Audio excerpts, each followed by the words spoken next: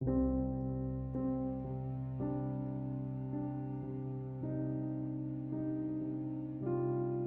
add number to Google App Messages preview in Samsung Galaxy S10.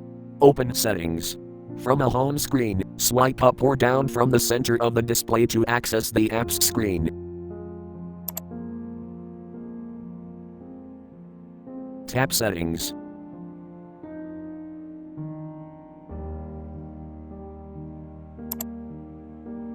Scroll down.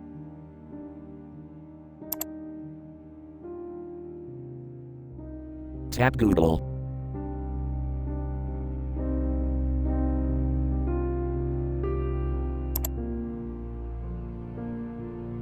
Tap App Preview Messages.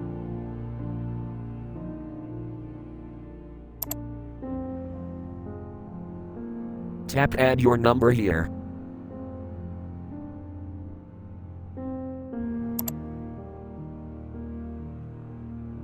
Enter your phone number, and then tap Verify.